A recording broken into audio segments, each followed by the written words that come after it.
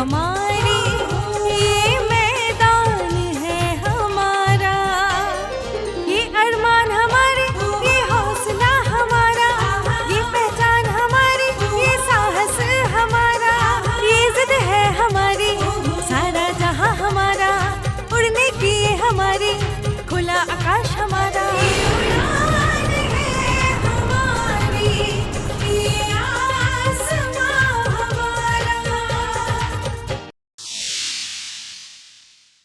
नमस्कार, सत श्री अकाल, आदाब।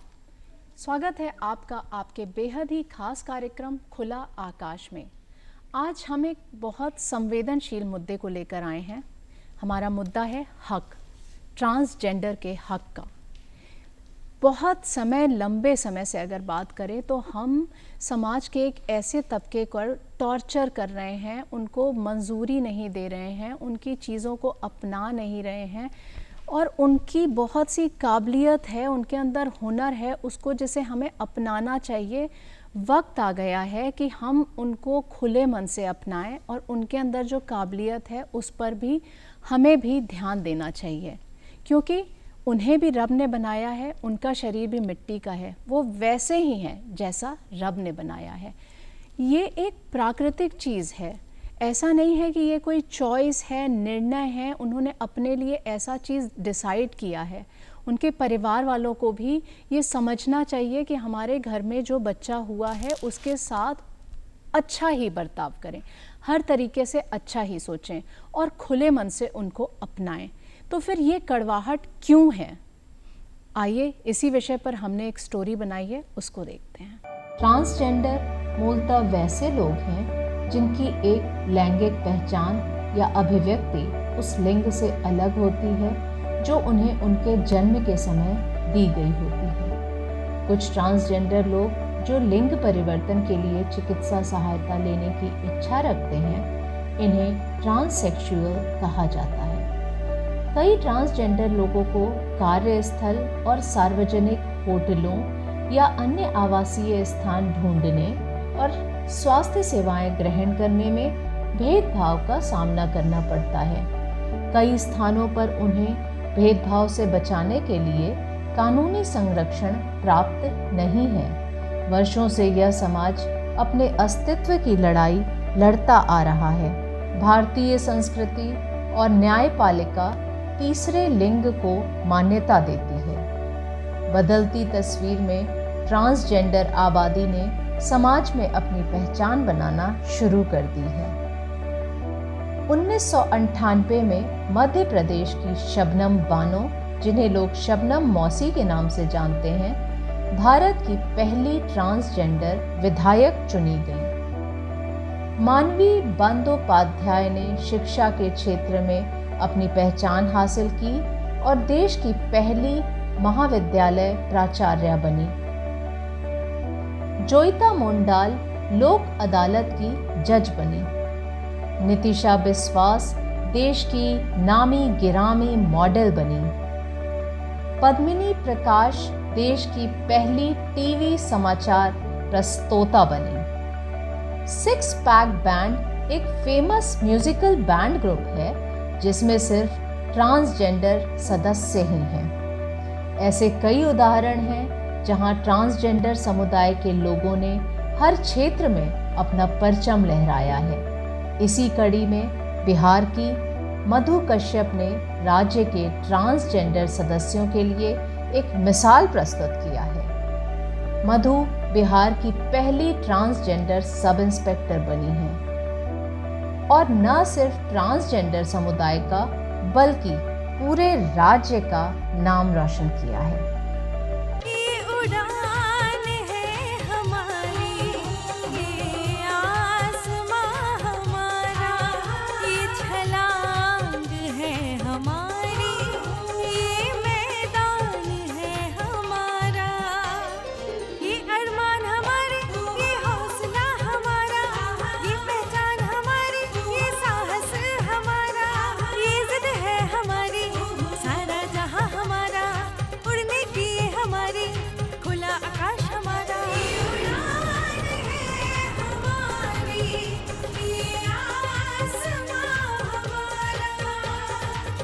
अभी हमने स्टोरी के माध्यम से जाना कि हमारे बिहार का गौरव, यहाँ तक कि अगर ये भी कहा जाए कि देश का गौरव, मानवी मधु कश्यप जी, मैं आपका बहुत बहुत स्वागत करती हूँ। आप बिहार की पहली सब इंस्पेक्टर ट्रांसजेंडर हैं जी। आपको बहुत बहुत बधाई तहे दिल से। आपने इतना बड़ा अचीवमेंट किया है, ट्रांसजेंडर के लिए आप एक मिसाल बन गई हैं। आपके लिए चंद लाइन। जीतूंगी मैं, ये वादा है मेरा, कोशिश मेरी सबसे ज़्यादा है, हिम्मत भी टूटे तो नहीं रुकूंगी, मजबूत बहुत इरादा है मेरा। Thank you ma'am. तो आपने जिस बखूबी, जिस हिम्मत के साथ आप डटी रहीं और आप पहली सब इंस्पेक्टर बनी, आपको कैसा लग रहा है? सबसे पहले तो मैं आपका ढेर सारा धन्यवाद देना चाहूँगी मैम, इस मंच पे मुझे आमंत्रित करने के लिए। मुझे बहुत अच्छा लग रहा है मैम। काफ़ी जब से मेरा रिजल्ट आया मैम, सब लोग मुझे बहुत बधाइयाँ दे रहे हैं, मुझे बहुत अप्रिसिएट कर रहे हैं, तो मैं बहुत हैप्पी फील कर रही हूँ। लग रहा है ना कि मतलब ऐसा लग रहा है कि जीवन में जितना सोचती थी कि जीवन ऐसा है वैसा, अब लग रहा है कि नहीं, यही जीवन सबसे बेस्ट है मैम। बहुत अच्छी बात है, ऐसी सोच आप लेके रखी हुई हैं। अब थोड़ा सा ये पर्सनल चीज़ें हैं, लेकिन फिर भी इस कार्यक्रम के माध्यम से जो लोग देख रहे हैं संवेदनशील है।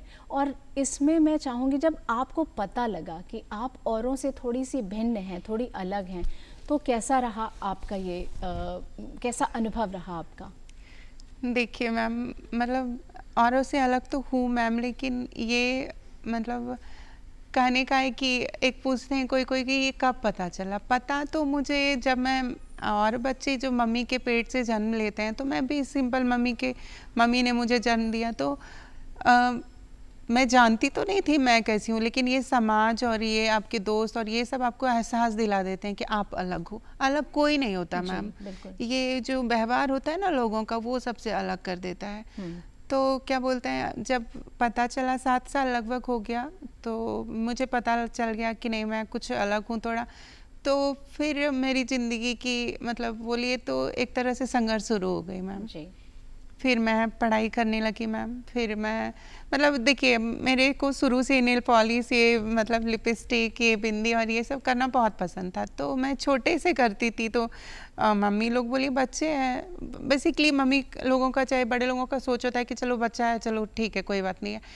पर ये मतलब 7-8 साल बाद, 10 साल बाद तो ये कंटिन्यू रहा, तो फिर ये बहुत डिफ़िकल्ट होने लगा आगे चल के मैम, तो फिर परेशानियाँ बढ़ गई मैम। मतलब अगर बात की जाए तो पहले आप एक लड़के की तरह रहती थी, लेकिन फिर आपके घर वालों को जब पता लगा तो क्या रिएक्शन रहा, उनका क्या रिएक्शन रहा? जब मैं फर्स्ट टाइम मम्मी को बताई थी कि मम्मी मुझे ऐसा ऐसा मन करता है, मुझे लड़कियों की तरह रहना मन करता है, और मुझे मतलब लड़कियों वाले कपड़े बेसिकली पसंद होते हैं, और मुझे ये सब नहीं मन करता है कि मैं लड़कों की तरह रहूं, चाहे मैं मतलब लड़कों वाला कुछ एक्टिविटी करूं। तो एक मतलब मम्मी तो डर गई बहुत। मतलब हम बेसिकली, मैं गांव से आती हूँ, मैं पंजवारा गांव से आती हूँ, डिस्ट्रिक्ट मेरा बांका है, तो मेरा एरिया गांव ही है, और I am from belong this lower middle class family ma'am. तो क्या बोलते हैं, मम्मी तो डर गई। मम्मी बोली कि देखो, ऐसे जो ट्रांसजेंडर होते हैं ना मैम बेसिकली, तो उनके बारे में तो मतलब लोगों में, चाहे हमारे देश में, हमारे समाज में एक भ्रांति फैली हुई कि वो इतने डरावने होते हैं, ये होते हैं, तो कोई भी बच्चा नहीं चाहेगा, मम्मी चाहेगी ना मैम। कहावत भी है ना मैम कि आपको शिवाजी चाहिए, समाज में बोलते हैं कि शिवाजी जैसे बनो, शिवाजी जैसे बनो, महाराणा प्रताप जैसे बनो, लेकिन वो भी दूसरों के घर से ही चाहिए जी। सोचिए कि मैम कि वो महान योद्धा रहे, महान पुरुष रहे, वो भी आपको दूसरे के घर से अगर चाहिए, तो हम ट्रांसजेंडर बच्चे अपने घर से क्यों चाहिए किसी को? तो इसलिए मतलब डर जाते हैं मैम। मम्मी बहुत डर गई, तो मम्मी को हम बोले, तो रोज़ मुझे स्कूल में ऐसे ऐसे होता था, तो मैं बताती थी आके कि मम्मी ऐसे हुआ है, वैसे हुआ है। तो बोला कि देखो मतलब मम्मी क्या जानेगी गाँव में। तो फिर क्या बोलते हैं, मम्मी बोली कि देखो बेटा, जो हम 5 भाई बहन हैं टोटल, तो मतलब मानवी जी, मैं आपसे ये सारी चीज़ें पूछूंगी और उनके परिवार में कैसा रिएक्शन रहा, लोगों ने उनके साथ क्या चुनौतियां फेस की, लेकिन उससे पहले हम लेते हैं एक छोटा सा ब्रेक और मिलते हैं ब्रेक के बाद। मैम चुनौती तो जेंडर को लेके आया मैम, कि हमेशा लोग मतलब बोलते चिढ़ाते, तुम ऐसे हो, तुम ऐसे चलते हो, तुम ऐसे करते हो, तो वो चुनौती तो बहुत रही मैम।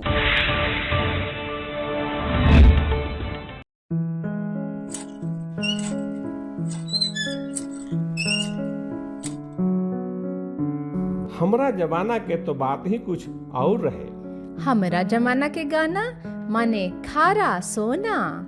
हमरा संग देखी हमरा जमाना के हिंदी फिल्मी गीत ओल्ड इज गोल्ड में सप्ताह में 7 दिन सुबह 7:45 बजे केवल डीडी बिहार पर।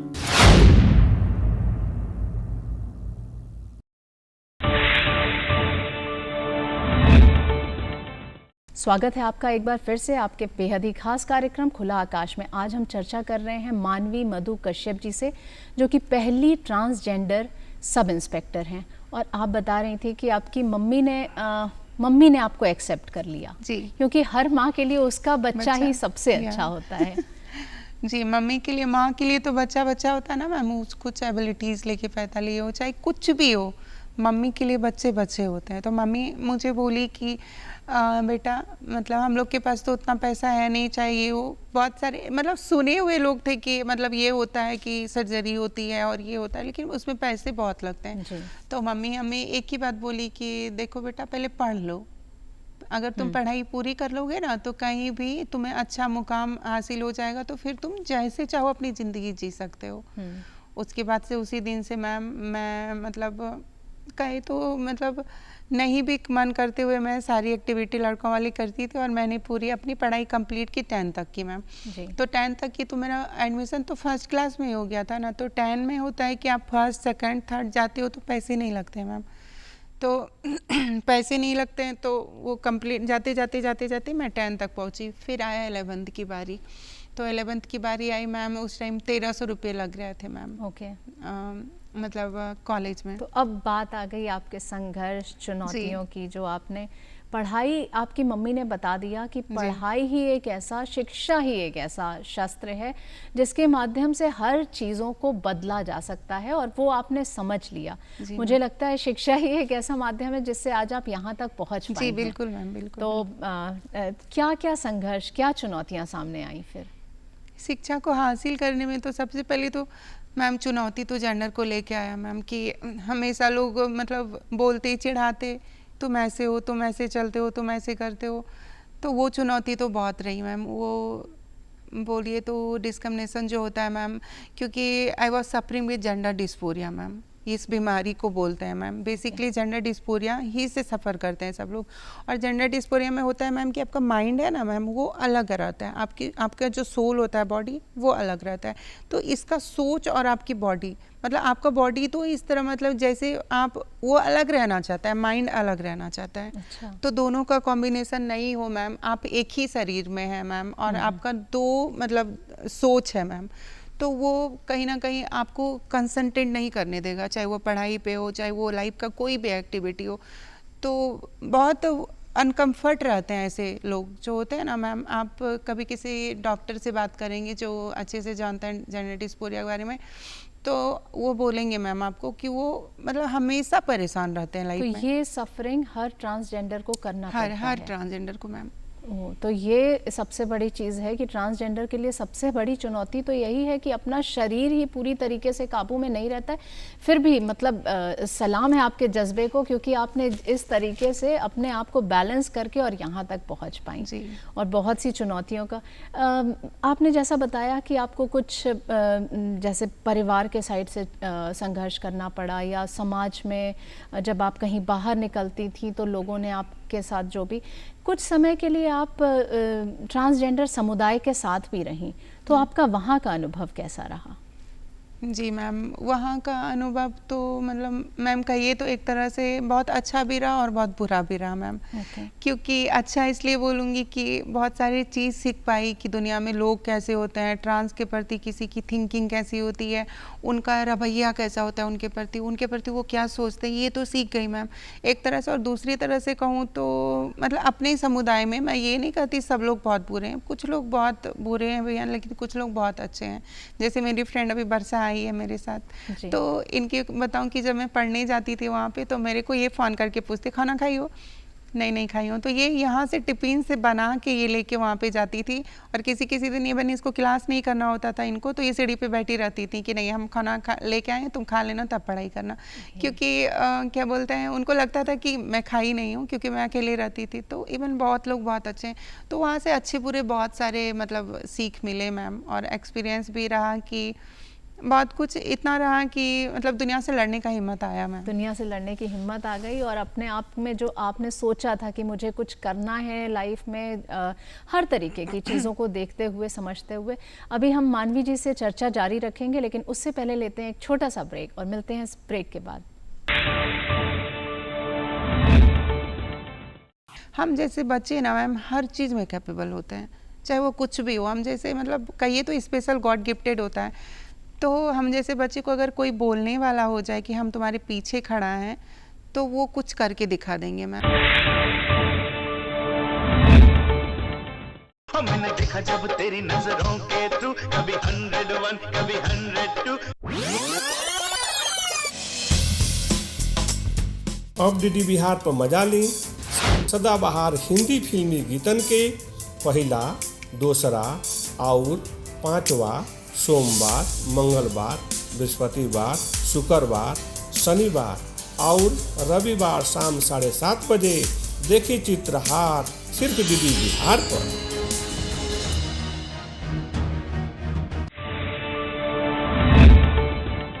तो अभी हम चर्चा कर रहे थे मानवी जी से, और वो बता रही थी उन्होंने अपने समुदाय के लोगों से बहुत कुछ सीखा, क्योंकि हर जगह हर तरीके के लोग हैं, कुछ अच्छे कुछ खराब।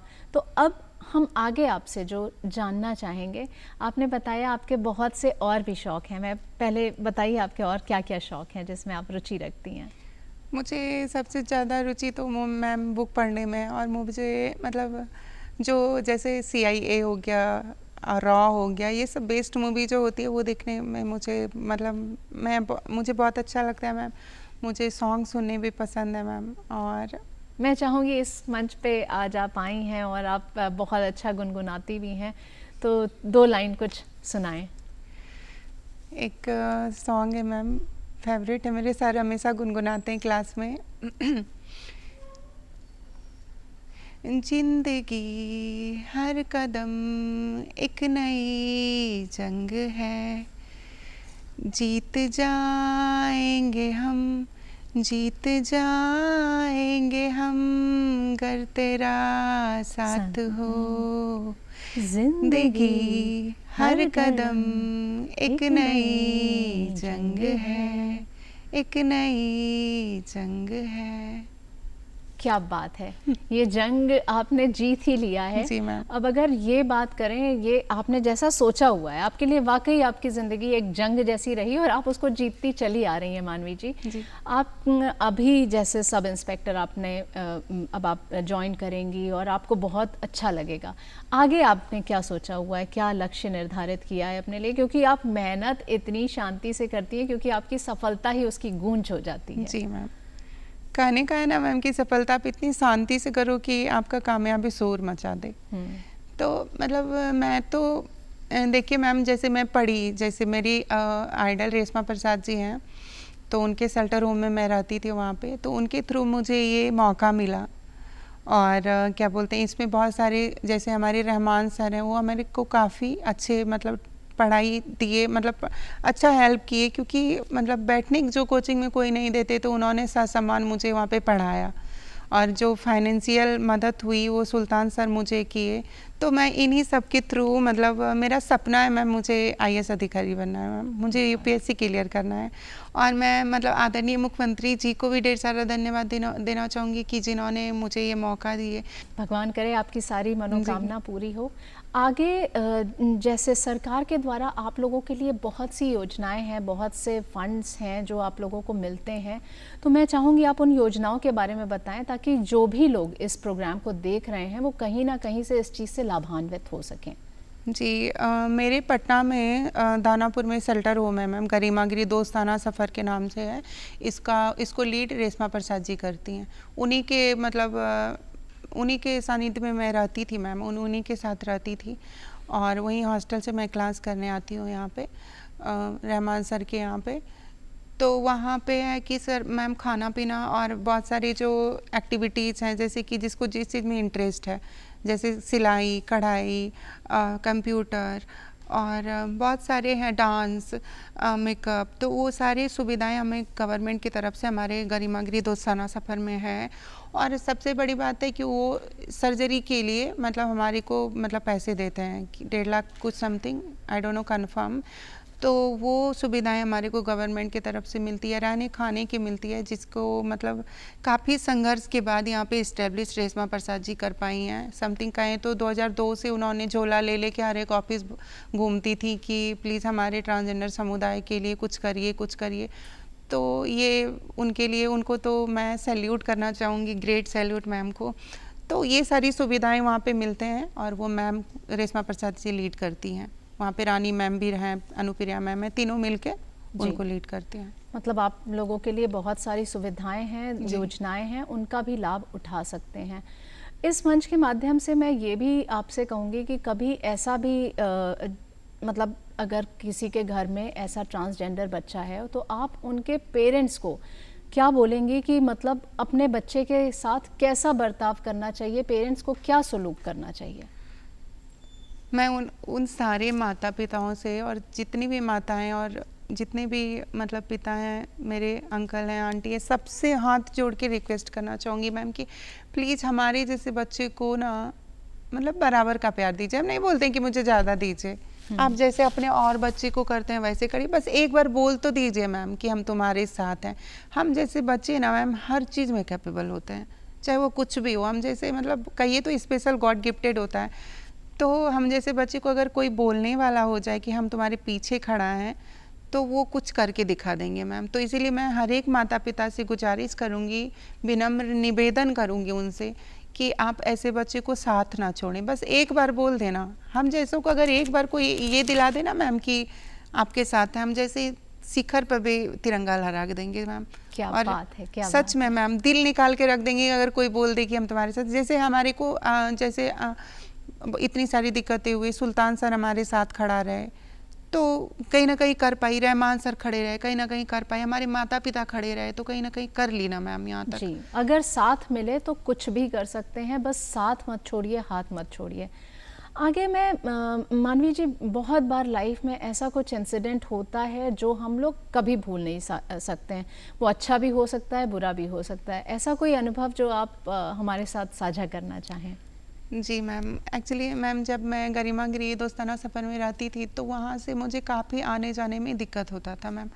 आए दिन मतलब जैसे गेट से बाहर हुई ना मैम, तो हम ना सेफ़ रहते हैं। जैसे मैं यहाँ हूँ तो सेफ़ हूँ मैम एक तरह से।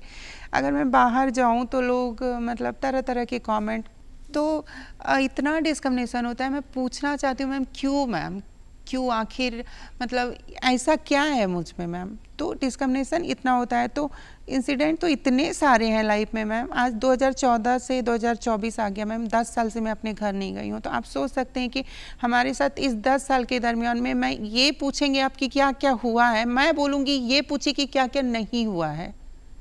ये कोई ऐसा इंसिडेंट नहीं है जो हमारे जैसों के साथ नहीं होता है मैम। लेकिन उन सबको आपने फेस किया। जी, मैं चाहूँगी एक प्यारा सा संदेश आप दें।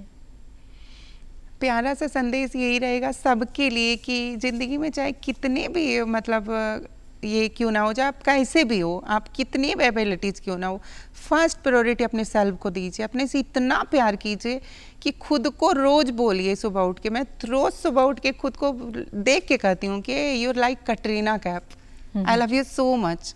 खुद को ब्लेसिंग्स देती हूँ। ये हाथ हमारे ब्लेसिंग देने के लिए बने हैं ना मैम। तो लोग बोलते हैं कि आप ब्लेसिंग्स दे दीजिए, दैट टाइम हम उनके लिए भगवान होते हैं। तो ये हाथ अगर मेरा है तो ये हाथ पहले मुझ पे ही रखाएगा। मैं सुबह उठ के ये हाथ को मैम खुद पे रखती हूँ कि मधु तू कर लोगी, तू नहीं करोगी तो कौन करेगी यार, तुम्हारे पास है क्या खोने को।